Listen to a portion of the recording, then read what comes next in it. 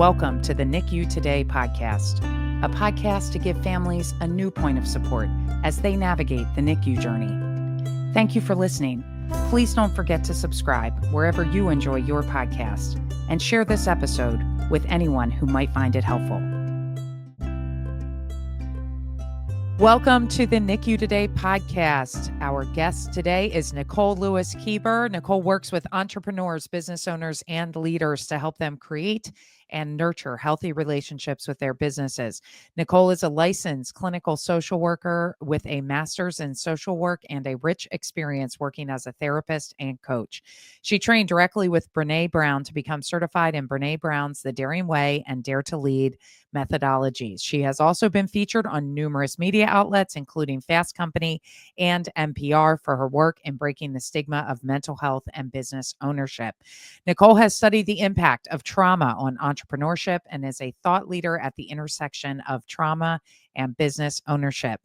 She writes and speaks about the impact of trauma on entrepreneurship and is a sought-after subject matter expert. Welcome to the NICU Today podcast. Thank you for having me. Yeah, so I think it's interesting if our listeners listen to your intro that you are connected with trauma and business and entrepreneurship, but we're going to really tie that expertise that you have with trauma back to the NICU experience, but would love to hear a little bit more about your background. Thanks for asking. Yeah, we're gonna weave it in, right? Yes. Yeah. So I was my master's is in social work, and I'm a licensed clinical social worker, and I worked as a therapist, a clinical supervisor, you name it. I pretty much did it for the 18 years. I was working in direct service with different populations. And at about 18 years in, I got to that point where a lot of people who work in service started to feel a little burnt out. And so I ended up leaving doing direct clinical practice to start my own business to work with small business owners and entrepreneurs at the intersection of money and trauma. And it really informed the work I do now because it opened up a whole world of exploration about how traumatic events can create the opportunity for small business ownership and entrepreneurship, but also how it informs how we create those journeys too.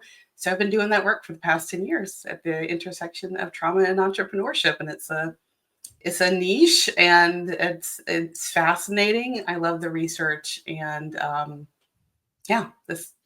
I had no idea my journey was going to end here as a therapist. Yes. Yeah. You just never know, right?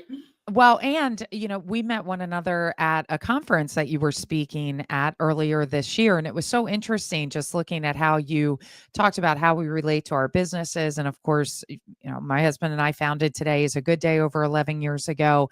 So it really was incredible to sit and listen to your feedback and your thoughts and how that relates to kind of starting your own business. Now, you have trained directly with Brené Brown, and so many people love Brené Brown. I know that we share at our Navigate the NICU host training, we share her video around empathy and how important empathy is versus sympathy and what that looks like. But tell us about that experience, and what do you think one of the most valuable lessons is that you learned from the training that you had with Brené Brown? Yeah, it was a really good experience, and it's continued to be a really fantastic experience. Being a fellow social worker, I was always a fan and follower. And when the opportunity came in 2019 to apply to train with her in San Antonio, I jumped and was very, very blessed to be one of the people that got picked to train. And she's just who you think she is. She's funny. She's boundaried with a lot of good boundaries, and has a lot of integrity about what she will do, what she won't do, where her time goes. And I've really learned a lot from her. But I think the thing I learned most from her was she has been a forerunner on the topic of shame and vulnerability. Like, she's a shame researcher. That's what she does. And the majority of her career, people told her, don't use the word shame, or don't talk about this when you give a keynote. And she refused to budge because she was very adamant that we need to have real conversations about what's really happening to people and use the proper language. And so she really helped me stay true to every time someone tried to tell me, don't use the word trauma in business. And I would say, no, we need to call a thing a thing. So I really modeled myself after her journey, and she's been an inspiration. Um, and I actually ended up having a breast cancer journey immediately after I came back from Mm. training with her. So learning about what's okay and what's not okay and how to articulate that to the people around you was an invaluable tool for me to learn from that training too. Well, thank you for sharing that with us, and hopefully you are doing well today after that journey Yes. that you had. Yes. Good. Mhm. Uh, and I think it was you brought up the word trauma and how you bring that into the world of business and what you do. But can we just talk about, I feel like people hear trauma and they think, oh, they think they know what that definition is or what that means. But can you define trauma for us? And are there different levels of trauma? Yeah, there's so many different definitions of trauma, which I think is part of why it gets really confusing. Gabor Mate, who's kind of a thought leader in the world of trauma, says that it's the experience is stressful, frightening, and distressing, something that we experience, um, and it's difficult to cope with, and it's usually outside of our control. So that's kind of a working definition. With it doesn't have to look one way. It's an event that we experience that we don't have the coping mechanisms for, and it affects and informs how we move forward. Maybe we become more scared, or maybe we have less tools. But in just kind of like the general working definition that people use is, if I were to take a mic like you and go out on the street and just ask someone, tell me what you think trauma is, they would probably say to you like domestic violence, PTSD from military combat, maybe had a catastrophic illness, or something kind of big and unexpected like that. And that is true. I call that big T trauma, and it's kind of big and explosive, unexpected. Um, but there's also this way of designating trauma as little t or small t, which some people like that, some people don't. But I use that term because I think many people are walking around with having a traumatic experience and they're not aware of it, because small t are cumulative experiences that change how we see ourselves, make us feel less safe, erode our confidence. And that can be anything from being bullied in school to moving around a lot and always being the first, the new kid on the block, having a parent who had a chronic illness. You kind of had to step into an adult role before you were ready for it. So those are the experiences I think a lot of people don't understand can also be traumatic. Those little t cumulative experiences. But I always say that big T trauma explodes, little t trauma erodes, but they are both powerful enough to move a mountain, and we need to look at both of them. Big T trauma explodes, little t trauma erodes. That is significant. Hmm. And that is true. And I think what you were saying about not everyone knowing that they experience trauma, that's also very true. I mean, I think relating it to NICU families, I think, I can only speak to my own experience, but when you're in the NICU, it is a big explosive piece of trauma being in the NICU. But then we also, and this I'm just thinking about now as we're talking, but when you leave the NICU, you think, okay, I'm past the NICU, I'm out of the NICU, we've graduated. But there can be a lot of little T's that pile up as you kind of go into that next chapter, right? Hmm. They absolutely can. And I think by design, the systems around us don't allow us to see the things that we're going through as trauma. I unfortunately think there's some design around that. And because of that, it creates a situation where we don't have the support that we need always. But you think about, being in a NICU with your child, it's this big T trauma that's kind of an explosive event you probably were not expecting. But those small T's are like everything that comes next to the decisions that you're having to make, sitting in whatever chair that may be, that maybe it's uncomfortable, or maybe you're in the view of people who are watching you, be emotional or worried or scared. All of those experiences can be cumulative in effect and really impact how your nervous system, shows up. So someone like, for myself, an example, I have a learning disability. I had it my whole life. Most people wouldn't have looked at that experience and said, oh, that's trauma. But for me, showing up for school every day, trying to learn, being frustrated, it changed my self concept, how I felt about myself. It informed all the decisions I made early in my adulthood. It was, it was traumatic. It was wildly traumatic. So when you think of this experience of being in the NICU with your child, the decisions, the support, what's happening around you with other parents, other children. It, it is a traumatic experience. But some people would still ask you, yeah, it probably wasn't trauma. You just get on with it, right? You just figure it out and you get on with that. But it really is. Well, and how do you when you're working with your clients, and I know again we talk about your background with trauma and business, but what recommendations do you have for them? So if a NICU family's going through and says, "Oh, this is traumatic. This is, taking a minute and really just recognizing what your body's going through, what your family is going through, what your child is going through in or children in the NICU at the time." How do you kind of recognize that or help support yourself through that? Allowing the experience to be what it is for you. I think one of the most important things that I educate about is that what is traumatic for me may not be traumatic for you, because I might have more support systems in my life. I might have people around me saying, yeah, this is rough. How can we step in and help? Whereas someone else may be on their own and have little support and their resources are very depleted. So I think recognizing and acknowledging the fact that we're all having a different experience within the same room, and that's important. Allowing yourself to acknowledge the fact that this is a traumatic experience for you, and so therefore it needs that support and interventions. Saying that out loud to the people who love you and care about you, so that then they can step in to try and support you in whatever way might be helpful to you.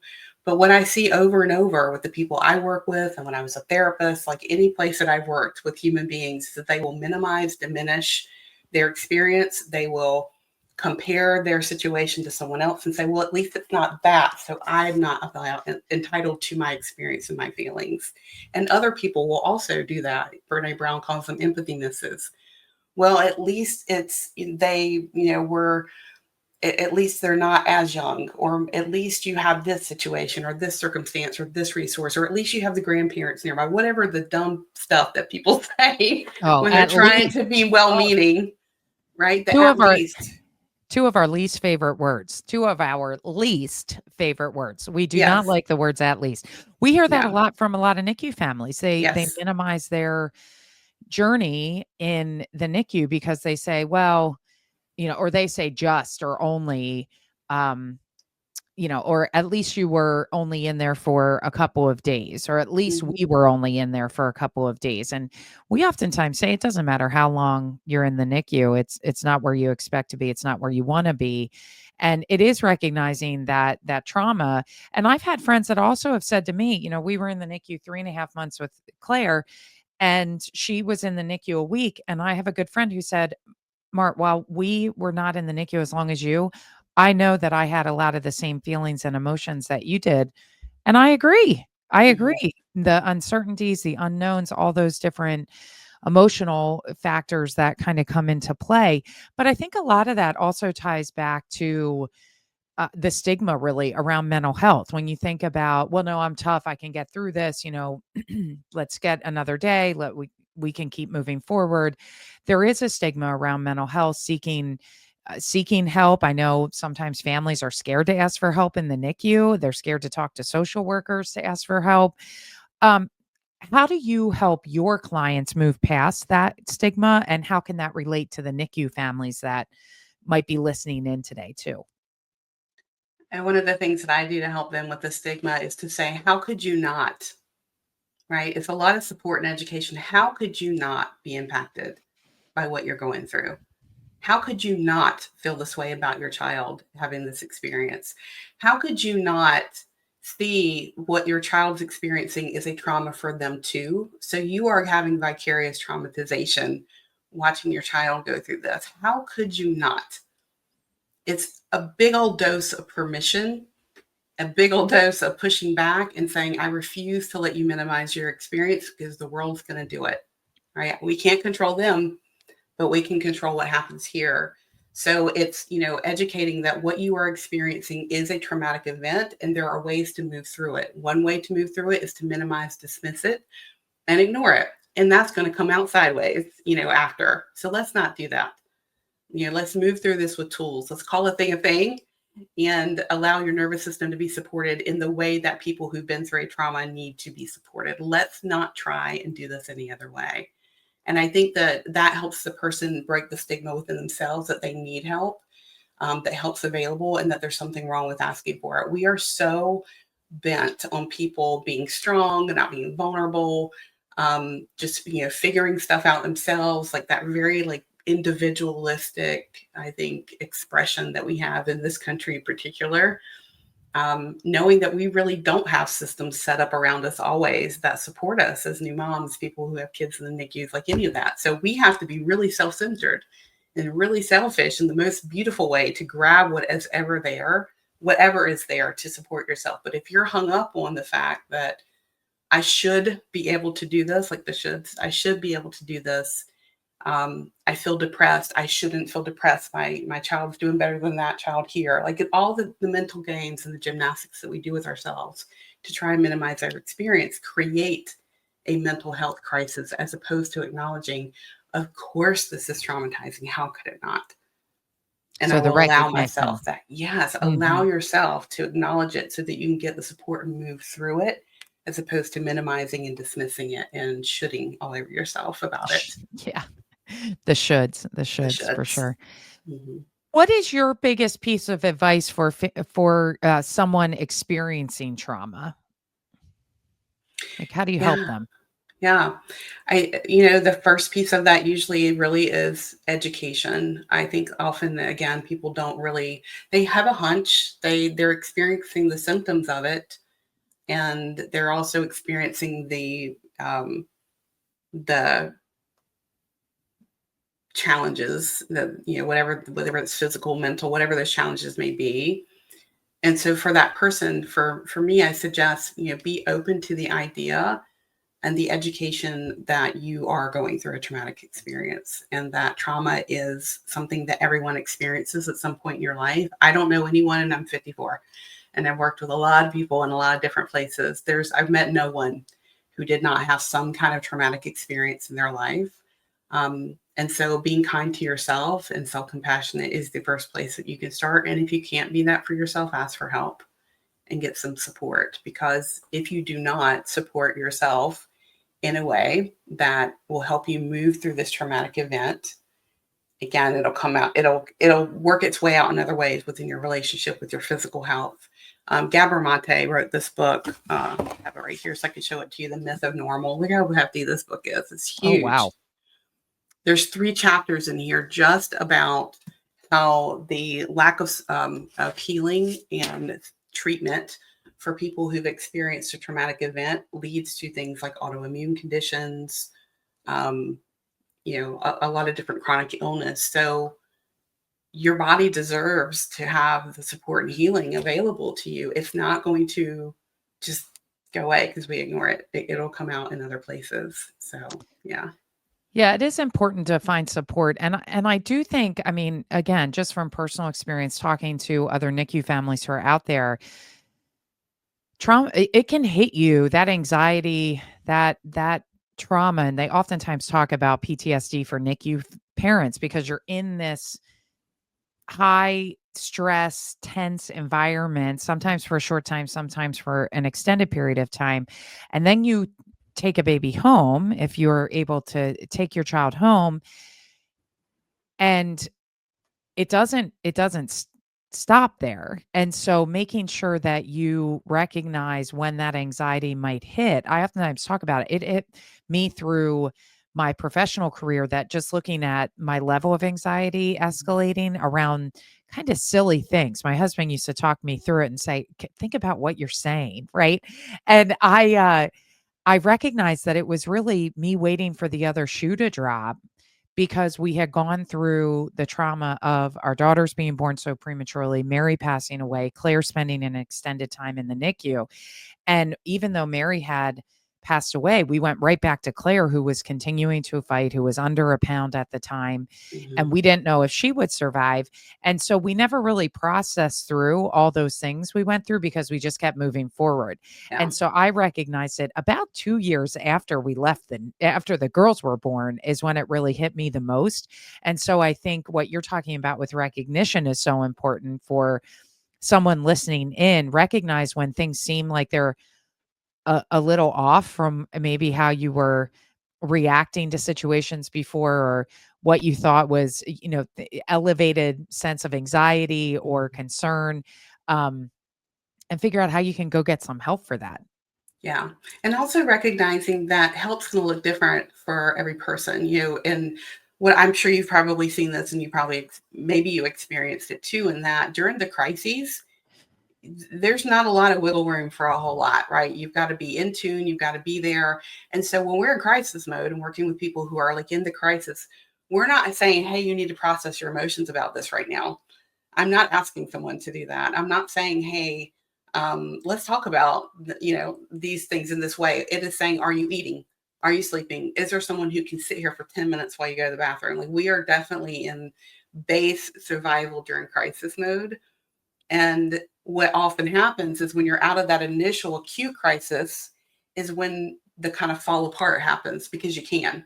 And that is also normal, because you have some space, you have some room to start to process those feelings. Your body starts to fall apart a little bit because it's been such at a heightened level.